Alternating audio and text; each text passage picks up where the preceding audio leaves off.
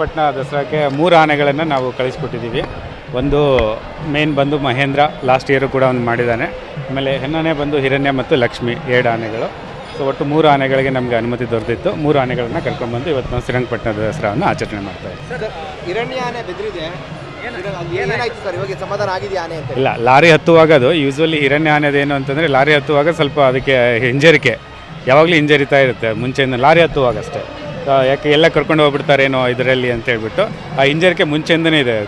ಇದು ಕ್ಯಾಂಪಲ್ಲಿ ಇದ್ದಾಗ ಇವನ್ ಒಂದು ಟೈಮ್ ಹತ್ತಬೇಕಾದಾಗ 1.5 ಗಂಟೆ ಎಲ್ಲ ತೊಗೊಂತು ಹತ್ತಕ್ಕೆ ಹಠ ಮಾಡುತ್ತೆ ಸ್ವಲ್ಪ. ಕುದುರೆಗಳಿಗೆ ಆಲ್ಮೋಸ್ಟ್ ಎಲ್ಲ ಆನೆಗಳು ಇದು ರಿಯಾಕ್ಟ್ ಮಾಡ್ತಾವೆ ಎಲ್ಲ. ಇಲ್ಲ, ಇದು ಇಲ್ಲ, ಬಳಸ್ತಾ ಇರೋದೇ ಇದು 2ನೇ ಸಲ. ಇದು ಯಾವುದು ಲಕ್ಷ್ಮೀನಾರಾಯಣ ಇವತ್ತು ಇದರಲ್ಲಲ್ವಾ?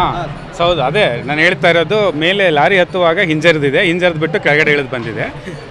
ತೊಂದರೆ ಇಲ್ಲ, ಆಮೇಲೆ ಮತ್ತೆ ಅದನ್ನು ಇದು ಮಾಡಿ ಹತ್ತಿಸಿದ್ದಾರೆ. They have control over that. So ಅದ್ರ ಮೇಲೆ ಕಂಟ್ರೋಲ್ ಇರೋದಕ್ಕೇ ಅದು ಅಲ್ಲೇ ಜಸ್ಟ್ ಕೆಳಗಡೆ ಬಂದ ತಕ್ಷಣ ಮತ್ತೆ ಮೇಲೆ ಹತ್ತಿಸ್ಕೊಂಡು ಕರ್ಕೊಂಡು ಹೋಗಿದ್ದಾರೆ. ತುಂಬ ಈಗ ಏನು ನಾವು ದಸರಾ ಆನೆಗಳು ನೋಡಿ ಮೋರ್ ದ್ಯಾನ್ 70 ಎಲಿಫೆಂಟ್ಸ್ ಇದಾವೆ ನಮ್ಮ ಸ್ಟೇಟಲ್ಲಿ. ಮತ್ತು ಆ ಪಳಗಿಸಿರೋದ್ರಲ್ಲಿ ಇಡೀ ದೇಶದಲ್ಲೇ ನಮ್ಮ ಕರ್ನಾಟಕ ಹೆಸರುವಾಸಿ ಇದು ಆನೆಯನ್ನು ಪಳಗಿಸೋದ್ರಲ್ಲಿ.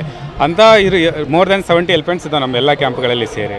ಅದರಲ್ಲಿ 14 ಎಲಿಫೆಂಟ್ಸ್ಗಳು ನಾವು ಇದು ಸೆಲೆಕ್ಟ್ ಮಾಡಿ ತೊಗೊಂಡು ಬಂದಿದ್ದೀವಿ ಅಂದರೆ ದೇ ಆರ್ ಬೆಸ್ಟ್ ಅಂತ.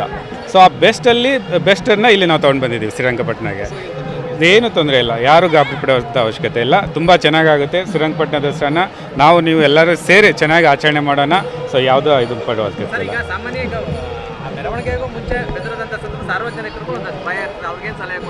ಇಲ್ಲ. ಇಲ್ಲ, ಯಾರು ನನ್ನ ಭಯ ಕಾಣಿಸ್ತಾನೆ ಇಲ್ಲ. ಎಲ್ಲ ಹತ್ರಕ್ಕೆ ಹೋಗ್ತಾ ಇದ್ದಾರೆ, ನೋಡ್ಬೋದು. ನಾವೇ ದೂರ ತಳ್ತಾ ಇದ್ದೀವಿ. ಏನೂ ಭಯ ಪಡೋ ಅವಶ್ಯಕತೆ ಇಲ್ಲ. ಇವೆಲ್ಲ ಪಳಗಿರುವಂಥ ಆನೆಗಳು, ಜನರಿಗೆ ಏನೂ ತೊಂದರೆ ಇಲ್ಲ. ಸೊ ಎಲ್ಲ ಕೂಡ ಚೆನ್ನಾಗಿರುವಂಥ ಆನೆಗಳೇನೆ. ಅಲ್ಲ, ಯೂಶ್ವಲಿ ಚೈನ್ ಹಾಕ್ತೀವಿ. ಚೈನ್ ಇದ್ದೇ ಇರುತ್ತೆ, ಯಾಕಂದರೆ ನಾವು ಕಂಟ್ರೋಲಿಂಗ್ ಇದ್ದೇ ಇರಬೇಕಲ್ಲ. ಹಾಗೆ ಚೈನ್ ಇದ್ದೇ ಇರುತ್ತೆ. ಚೈನ್ ನಾವು ತೆಗೆಯೋದಿಲ್ಲ, ಯಾವಾಗಲೂ ಇದ್ದೇ ಇರುತ್ತೆ. ಇಲ್ಲ, ಇದು ನಿಮ್ಮ ಲಾಸ್ಟ್ ಇಯರ್ ನಿಮ್ಮ ನೋಡಿದಿರಲ್ಲ, ಎಲ್ಲರೂ ಶ್ರೀರಂಗಪಟ್ಟಣ ದಸರಾ ನೋಡಿದಿರಲ್ಲ ಹೇಗೆ ಮಾಡಿದೆ ಅಂತೇಳಿ. ಹಾಗಾಗಿ ಅದನ್ನೇ ಮತ್ತೆ ಸೆಲೆಕ್ಟ್ ಮಾಡೋದು. ಎಷ್ಟೋ ಜನ ಕಾಲಡಿ ಹೋಗಿದ್ರು, ಲಾಸ್ಟ್ ಟೈಮ್ ನೋಡಿದೆ ನಾನು ಒಂದಿಷ್ಟು ಸ್ಟುಡಿಯೋಸ್ಗಳು ಹೋಗಿದ್ರು ಕೂಡ ಒಂಚೂರು ರಿಯಾಕ್ಟ್ ಮಾಡಿಲ್ಲ. ಆ ಕಾರಣಕ್ಕಾಗಿ ಮಹೇಂದ್ರ ಈ ವರ್ಷ ಸೆಲೆಕ್ಟ್ ಆಗಿರೋದು.